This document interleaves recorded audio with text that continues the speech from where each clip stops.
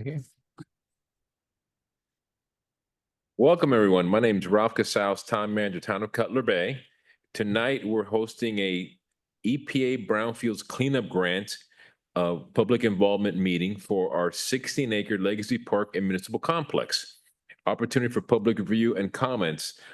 Today, it's Tuesday, November the 12th at 6:04. Sorry for the late start. We're usually very punctual. So tonight, first I'd like to thank the folks in the audience. We have Councilmember Ramirez here. We also have some other folks here that I'm going to introduce here shortly. This meeting was posted on our town website as well as on our calendar.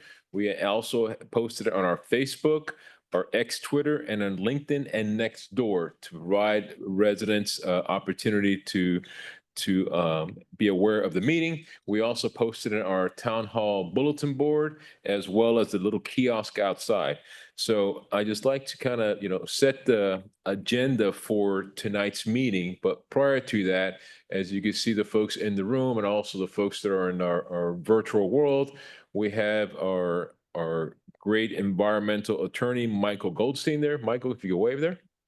There he is, Michael Goldstein. And also from his practice, we have Tori McCaffrey here in the audience, and we have a couple of folks here in the audience, and we also have our deputy town clerk Dan Gilbert there in the back working the Zoom there, as well as working the technology inside the room here. So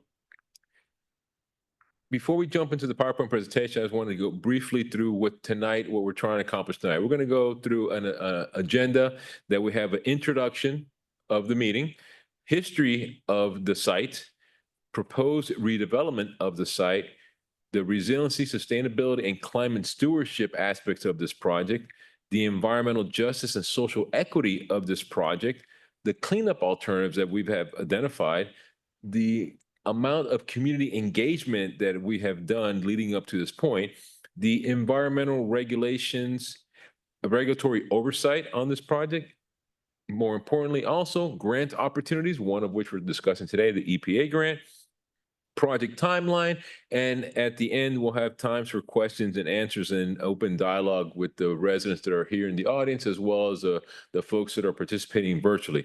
So with that, I'd like to turn over the presentation to Mr. Michael Goldstein. Michael? Mr. Manager, thank you so much. I am so pleased to be here to talk again in a public forum about this tremendous project, this catalytic project, Legacy Park in the town of Cutler Bay. I'm joined with my associate, Victoria McCaffrey.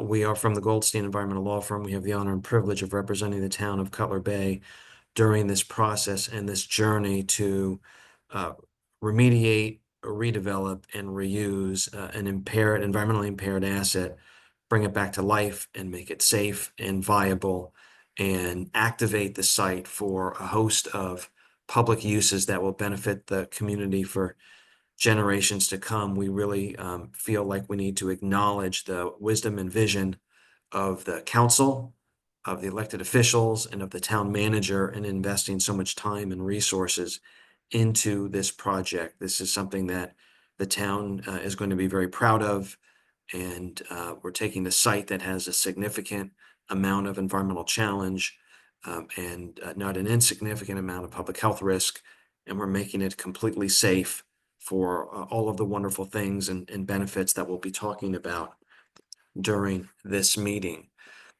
We want to provide you with some history regarding the site and the environmental redevelopment process that exists in the state of Florida to encourage parties, including local governments and private parties, to roll their sleeves up when they find that they're dealing with properties that may be challenged with environmental issues, and incentivize local governments and developers and residents and all kinds of stakeholders to really put their shoulder to the wheel and figure out how to make these projects work.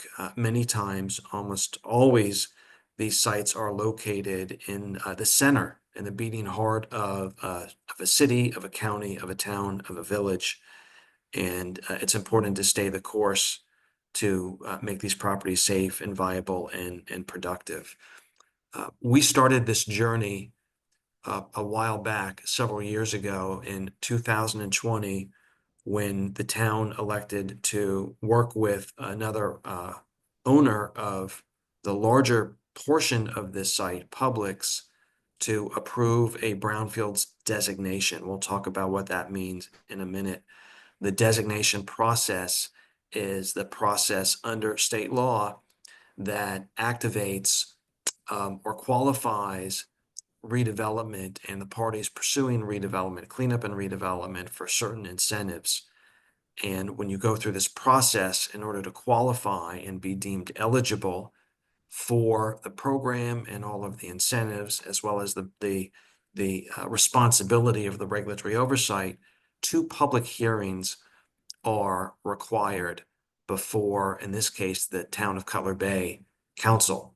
And those hearings occurred in October and November of 2020, and they were publicly noticed through posting at the property and publication in the Miami Herald and in a local community bulletin, as well as through various other social media platforms that the town has. What I've put up on the screen are the various notices that were published for the first public hearing in the previous slide and the second public hearing in this slide. A word about the vision for reuse here. The town has done a tremendous job in communicating to the public what the vision for this project is, what the timeline for this project is, what the challenges and the opportunities are. And as you can see from this slide, there are so many features and components of the project that will provide for conservation, recreation, wellness, community gathering. This ties into the environmental justice and social equity agendas and objectives and goals that the town has, the elected officials have, and that the town manager has. And what I love most about this project, which is distinct from many of the other municipal projects that we work on, is the amount of green space and open space involved, so that even in the middle of a busy town center, families can come, residents can come, and they can relax, they can breathe, they can take advantage of all of the wonderful natural resources that South Florida offers and that the town of Cutler Bay features. Why are we here from an environmental redevelopment perspective, and why did we elect to pursue the Brownfields program? Really, the Brownfields program elected to pursue us. It was a no-brainer to go into the program once we understood the history of the site and how that history resulted in a legacy of environmental challenges regarding impact, agrochemicals left in soil and in groundwater that the town is now working through and solving in a very forthright manner and a comprehensive manner under the watchful oversight of the environmental regulatory officials. This slide that I have up on the screen now is a reflection of the history of the site prior to its current status, beginning in 1938 through approximately 2010. And what you can see from the red outline, which is essentially the balance of the property retained by the town of Cutler Bay, is that for many decades, more than 60 years, more than 70 years, 72 years, this site was farmed.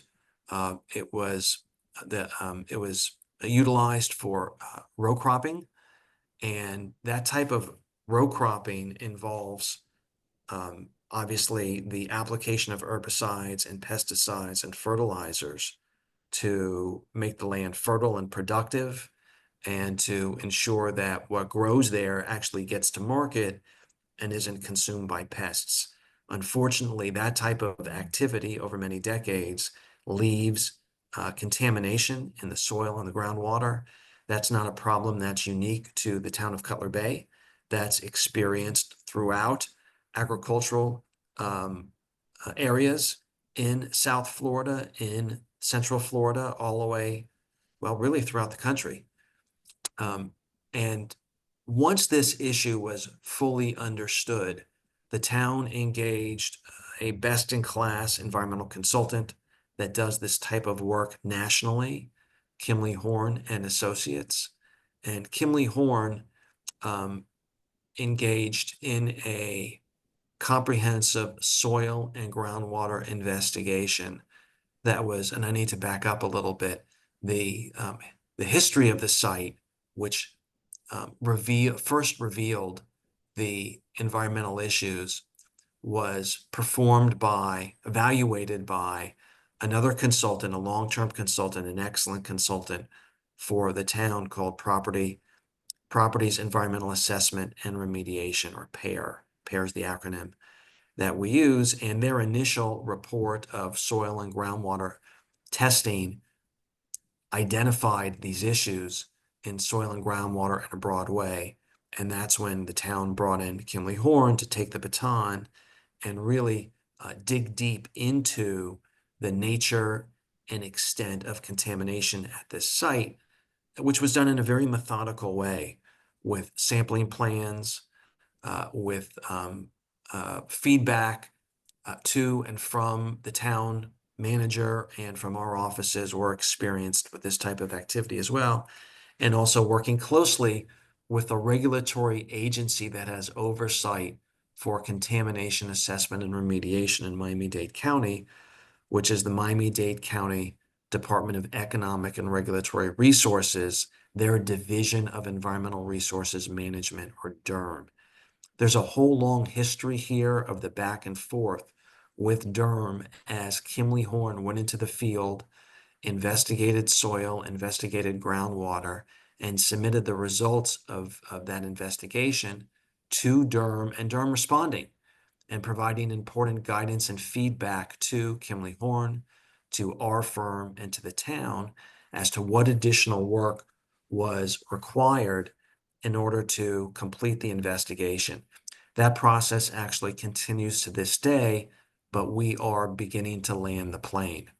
Now, on a parallel track, because the town discovered that this problem existed and that it was so significant, it was determined, and this was really the insight and brilliance of the town manager to swing into action, that the town should explore taking advantage of all of the economic incentives that the state of Florida has created for local governments and private parties to undertake remediation, redevelopment, and reuse on a voluntary basis. And so the town entered into a special cleanup agreement with Miami-Dade County DERM and the Florida Department of Environmental Protection called a Brownfield Site Rehabilitation Agreement, or BSRA. And what I am showing on the screen now is the file copy recorded with the clerk of the board of the county commissioners of the Brownfield Site Rehabilitation Agreement. This is a document that obligates the town to conduct assessment and remediation pursuant to all of the state contamination cleanup criteria and applicable rules, and provide plans and reports to the county on a timely basis. As a quid pro quo, or an exchange for, and recognizing the major work involved in and the cost of performing this type of activity, the contamination assessment and remediation. And this is the main financial incentive available to the town, as well as other private parties who elect to pursue cleanup on a voluntary basis anywhere in the state. The state began issuing tax credit certificates to the town of Cutler Bay as a function of the money that the town is spending on cleanup. This is a very smart and savvy way to pursue remediation and redevelopment on a voluntary basis, because the town not only gets the benefit of 100% of the cleanup, but it recaptures a percentage of the cleanup cost, and that recapture goes back into the general revenue fund to protect um, the the uh, the revenues that are available to the town, increasing the town's purchase power and spending power so that the town can continue to deliver goods and services for the town residents. Now, what specifically did Kimley Horn do with our feedback and the town manager's feedback to investigate the extent of contamination? What you see on this slide is an excerpt from a document called a Site Assessment Report, Natural Attenuation Monitoring Proposal. The key element here is the Site Assessment Report. This is a document that was intended to demonstrate to Durham, Miami-Dade County, Durham, that the town fully identified all of the soil contamination horizontally and vertically at this site, and that we were in a position to recommend a cleanup strategy. The black dots that you see on the right side of this screen shows where Kimley Horn advanced soil borings and put in groundwater wells to extract groundwater.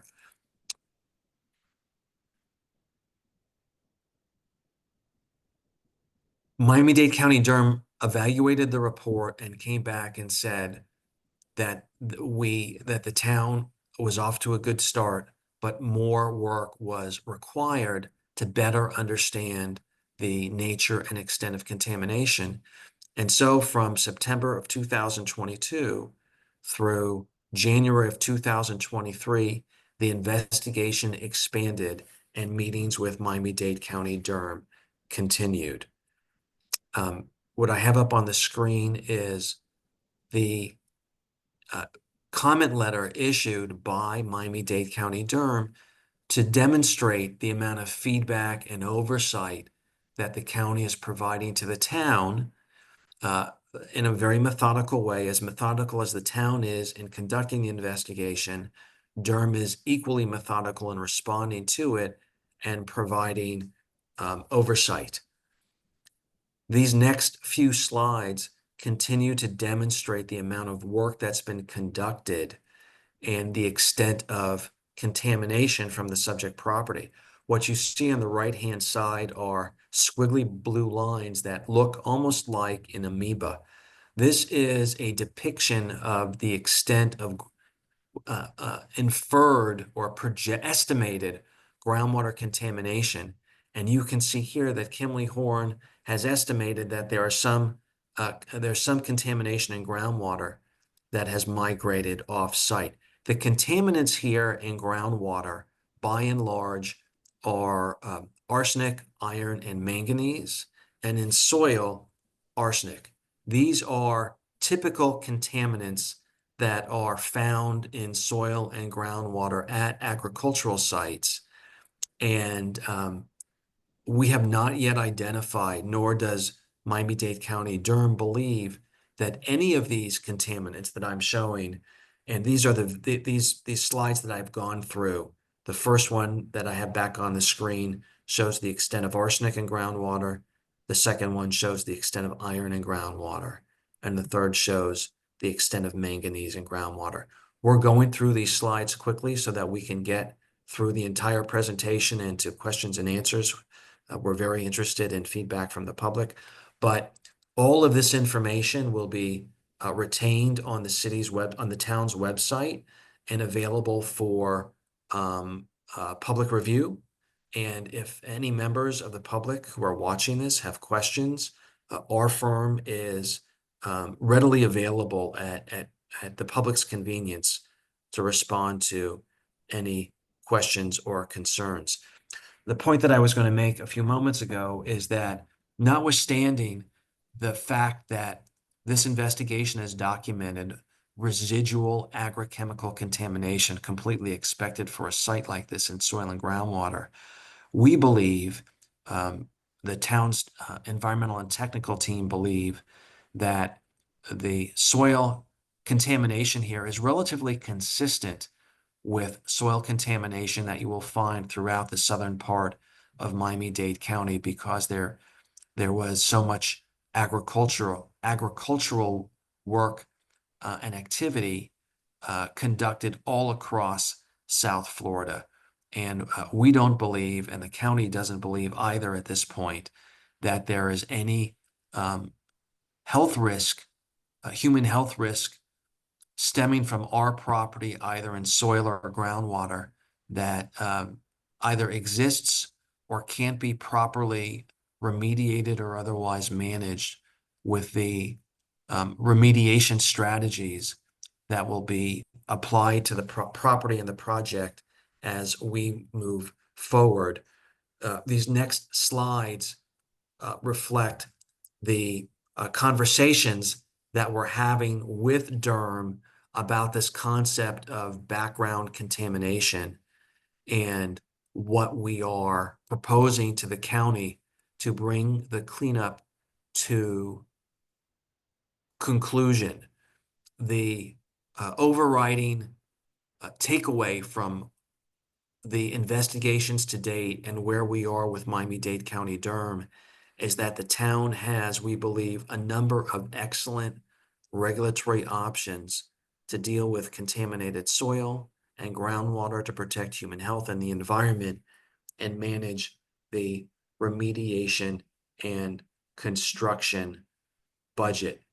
This next slide just reflects more of the documentation that we've been, the technical team through Kimley Horn, providing to Miami-Dade County DERM to make the case that this site does not present a human health risk now or in the future. From a very high level perspective, the remediation strategy here will be to ensure that no one uses the groundwater for irrigation or consumption. That's already the case effectively now, but we will codify that from a legal perspective and provide the county with enforceability rights by recording a restrictive covenant that legally and forever into the future prohibits irrigation with contaminated groundwater, consumption of contaminated groundwater. And we are also going to remove all contaminated soil at the property, so that there's no possibility of exposure going forward for anyone who may be using the site. And we know that a lot of folks are going to be using the site once the project is fully completed. What we have up on the screen are high-level summaries of where things stand from a project perspective with respect to our investigation. The soil and groundwater assessments expected to be completed by the end of the year. The soil remedy, the excavation of contaminated soil, is going to occur during the development of the site. The groundwater remedy, which is the recordation of the restrictive covenant, will occur once all of the soil has been addressed and the site has been constructed. The covenant will be recorded, but in the meantime, groundwater is not being withdrawn for irrigation, and it's certainly not being used for consumption. I mentioned earlier that we're going to be recording a restrictive covenant to legally ensure that the town will never withdraw groundwater for irrigation or consumption. And then finally, when all of this work is done and we can demonstrate to Miami-Dade County DERM that we've completed the work that we're required to complete, the county will issue what's called an NFA certification, and no further action certification, which in formal terms will be a site rehabilitation completion order.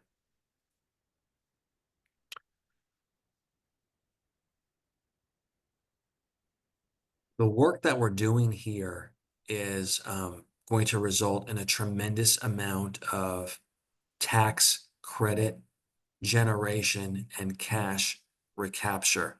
We're currently estimating this slide needs to be updated, but we believe that at the end of the day, we'll be able, the Brownfields incentive will provide between 1.3 and $1.4 million in cash back to the town of Cutler Bay. This meeting is just the latest in a series of community engagement forums that the town has provided to discuss the history of the project, the status of the project, and what our intentions are from a contamination assessment and remediation perspective, as well as a Brownfields program perspective.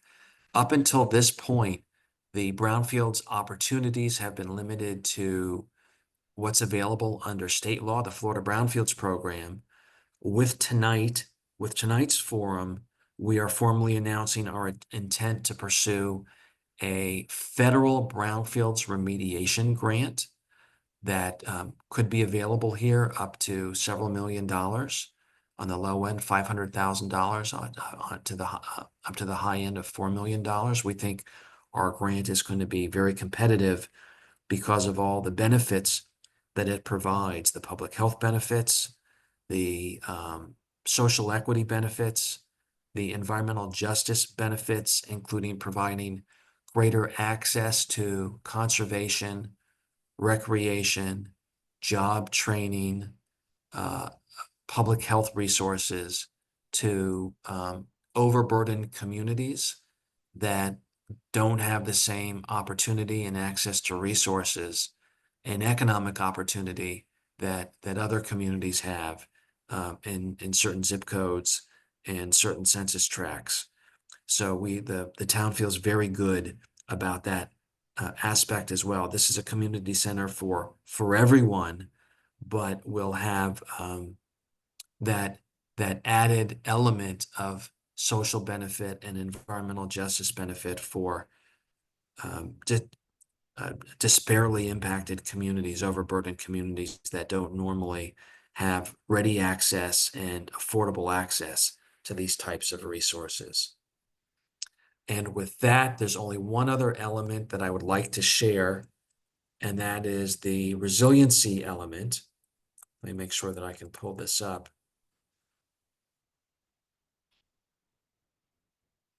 Bear with me. Okay, share. There we go.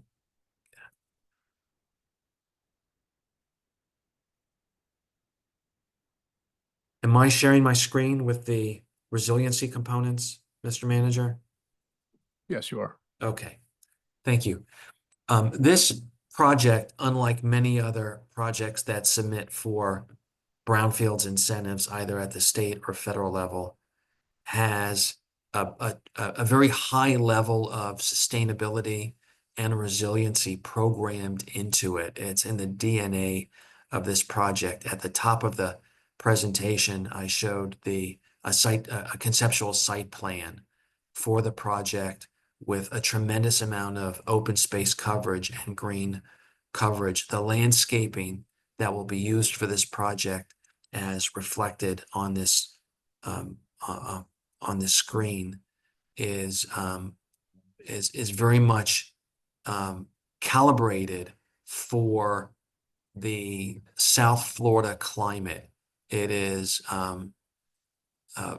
the amount of water that is needed to maintain the landscaping here will be minimized.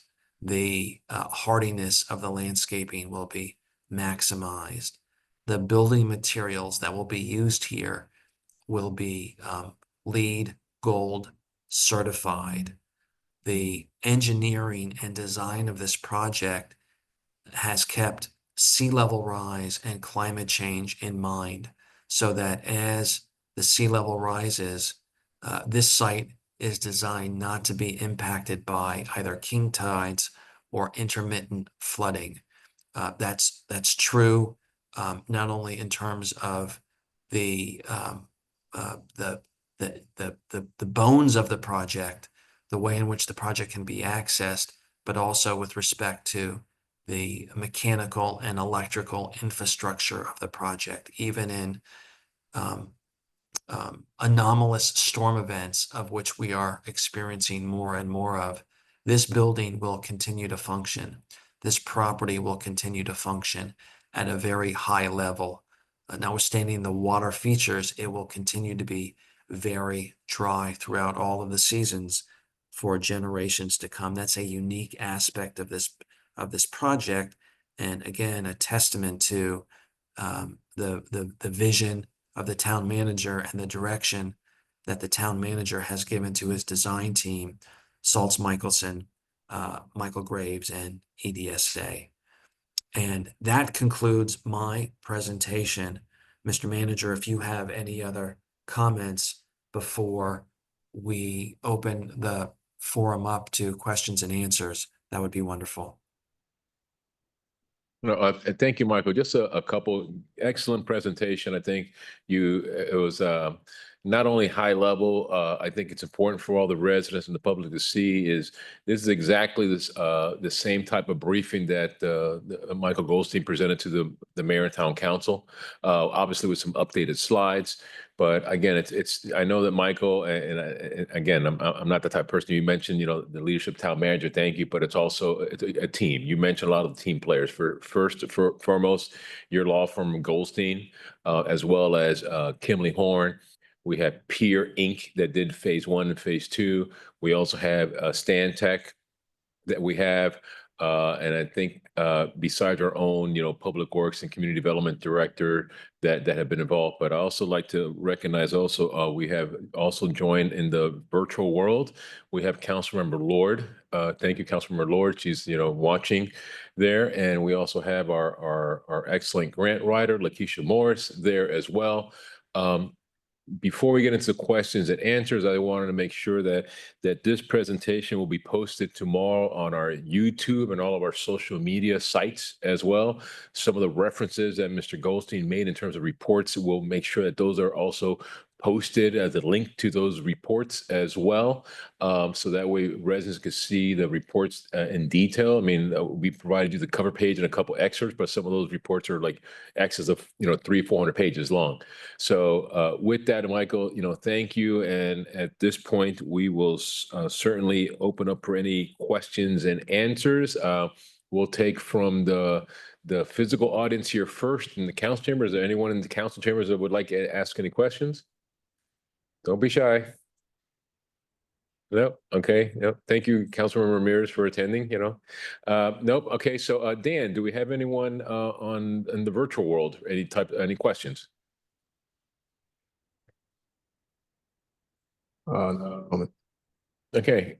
So, Michael, it's approximately 6:38 p.m. I don't know if you want to make some little closing remarks, next steps, what to expect, etc. I do. The first thing I want to emphasize, and thank you, Mr. Manager. First thing I want to emphasize is the transparency that has been brought to this project. Again, that's the direction we've received from the town manager. It's critical that the public maintain confidence and faith in the professional staff, the town's professional staff, and in the consultants selected by the town manager. Faith and confidence in the integrity of the work that's being done and in the oversight of the regulatory agencies. And accordingly, all of the reports and plans that have been filed by the town and all of the agency responses are available online and easy to find by using DERM's online portal. And to the extent that a member of the public wants to access that portal and doesn't know how to do it, we, either myself or Tori or anyone in our office, can easily walk the public through that, and our contact information is available on the town's website. That's number one. Number two, the county's professional environmental regulatory staff takes its mandate very seriously. we've worked with a lot of environmental agencies all over the country at every level, federal, state, and local. And I can assure members of the public that there is no single agency that I've ever worked with in 33 years that takes this business more seriously than Miami-Dade County, Durham. And so the public has a strong champion in the offices of Miami-Dade County, Durham. That's number two. Number three, where are we in this project? We are, as I mentioned during my remarks, we are concluding the environmental investigation. We are working very closely with Durham on a remedy, a solution for the legacy contamination here, which predated the town's ownership by decades, in a way that integrates seamlessly into this redevelopment and reuse project in a way that limits the financial impact on the town, that maximizes human health protection and protection of environmental resources, because the town is a serious steward of our environment. And number three, compresses the schedule, the project schedule, so that the town and its residents and its future generations can benefit from this project in the park at the earliest possible time. The manager has said to us, has said to the technical team, to Kimley and to our firm, do not let the environmental issues here delay this project. Be proactive, be creative, be forthcoming with the county so that we can see all of the challenges that are coming ahead of us and we can address them in a timely fashion. So we feel we're doing that. We're being responsive to that direction from the manager, while at the same time, again, protecting human health, protecting the environment, and being good stewards of the town's limited financial resources. Okay. Thank you. Thank you, Michael, for that wrap-up session. Once again, I'll just give it one more opportunity for any public comment in case someone arrived late to the meeting, either here in person in the council chambers or in our virtual world. So, Dan, I don't see any hands up here in the council chambers. What about in the virtual world? No, none of the virtual world. Okay, so with that, Michael, thank you. Tori, thank you from the law firm. Thank you, Councilor Ramirez, for attending, as well as Councilman Lord and in the virtual world, and the rest of the town staff that are here present tonight. So with that, this meeting is adjourned. Thank you.